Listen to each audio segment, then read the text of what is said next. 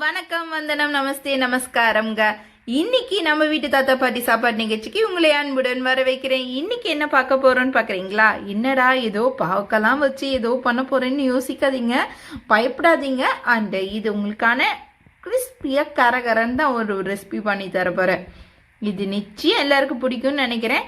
இது உங்களுக்கான மொறு மொறும் கறக்கு வரக்குன்னு சாப்பிட்ற மாதிரி ஒரு பாவக்காய் கிறிஸ்பி சிப்ஸ் பார்க்கலாமா? வாங்க. அதில் நான் ஒரு பாவக்காவை, பெரிய பாவக்காய் எடுத்து நான் நறுக்கி நல்லா மெலுசா நறுக்கி வச்சிருக்கேன். இதுல ஒரு கரண்டி நான் தயிர் ஊத்திக்கிறேன்.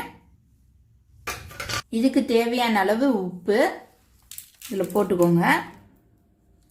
அப்புறம் ஒரு ஸ்பூன் மிளகாத்தூள், ஒரு ஸ்பூனு மிளகாத்தூள், மஞ்சத்தூள் கொஞ்சோண்டு, இதுக்கு தேவையான அளவு பெருங்காயம், ஒரு ஸ்பூன் பெருங்காயம் போட்டுக்கோங்க. கரண்டி கார்ன்ஃப்ளவர் மாவு போட்டுக்கோங்க. ஒரு கரண்டி கார்ன்ஃப்ளவர் மாவு.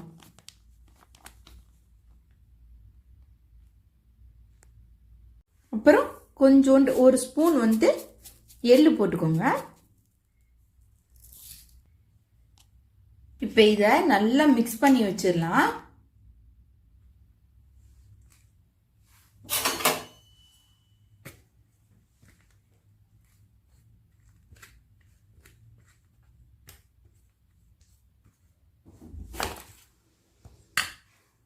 இப்போ பார்த்தீங்கன்னா நான் லைட்டாக தண்ணி தெளித்து இப்படி பசைஞ்சு எடுத்து வச்சுருக்கேன்.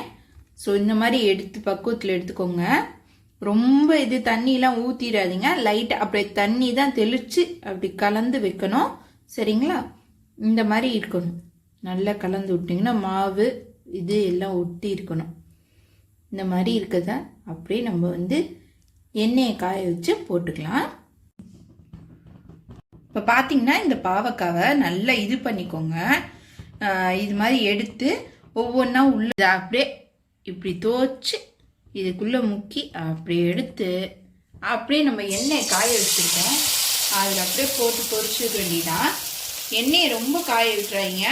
ரொம்ப காஞ்சி போச்சுன்னா அது ரொம்ப புகைய ஆரம்பிச்சிடும்.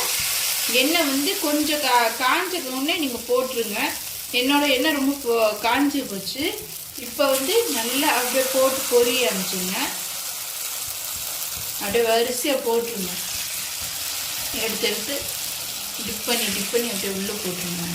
அழகாக வரும்.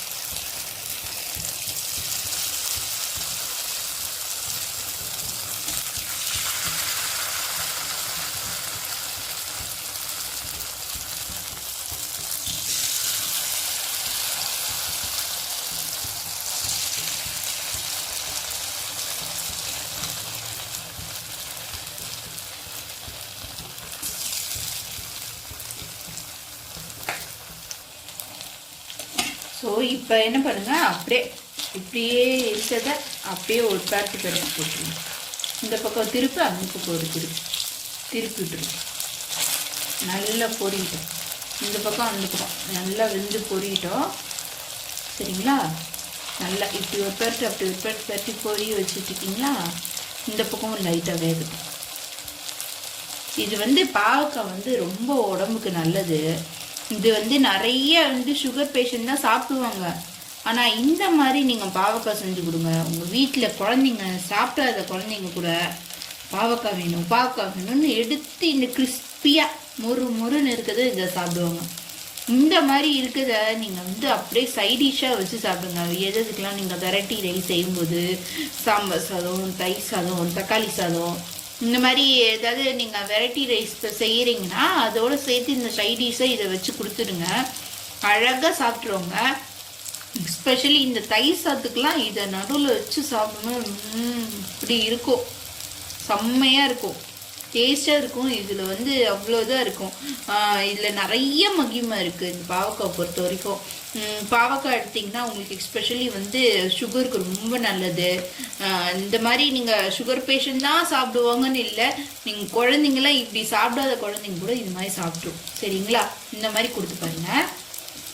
இப்போ நம்ம என்ன பண்ணுறோம், லைட்டாக அப்படி எடுத்து ஒரு நிமிஷம் இப்படி எடுத்து வச்சுக்கோங்க. இப்படி வச்சுருங்க. உள்ளே எண்ணெயிலையும் போட்டுறாங்க, வெளியிலையும் போட்டுக்கூடாது. இப்படி எடுத்து வச்சிட்டிங்கன்னா கொஞ்சம் ஒரு 2 நிமிஷம் இருந்தக்கப்புறம் இந்த எண்ணெய்க்குள்ளே திருப்பி போட்டுருங்க. போட்டு ஒரு பொறிக்க விடுங்க. இப்படி பொரிச்சிங்கன்னா நல்ல கர கிறிஸ்பியாக வரும், மொறுன்னு.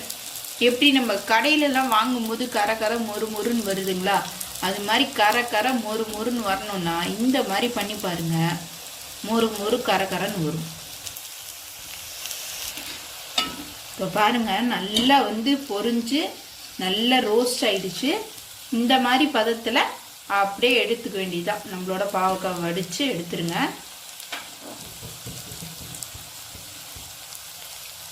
பாருங்க, அவ்வளோதான், கிறிஸ்பி பாவக்காய் ரெடியாச்சு. உங்களோட மொறு கரன்னு பாவக்காய் சிப்ஸ் ரெடி ஆயிடுச்சுங்க. வாங்க சாப்பிடலாம். இதே மாதிரி ஒரு மொறுன்னு கரன்னு ஒரு சிப்ஸ் வேணும்னு நினைச்சீங்கன்னு வச்சுக்கோங்க, பாருங்களேன் எப்படி இருக்கு. இது மாதிரி வேணுமா? மறக்காம நம்ம வீட்டு தாத்தா பாட்டி சாப்பாடு நிகழ்ச்சியை நீங்க சப்ஸ்கிரைப் பண்ணுங்க, லைக் பண்ணுங்க அண்ட் ஷேர் பண்ணுங்க. கமெண்ட் செக்ஷன்ல உங்களுக்கு என்ன நெக்ஸ்ட் வீடியோ வேணும், நெக்ஸ்ட் ரெசிபி வேணும்னு சொல்லி கமெண்ட் பண்ணுங்க. நானும் உங்களோட நெக்ஸ்ட் ரெசிபில நான் பாக்குறேன். பை.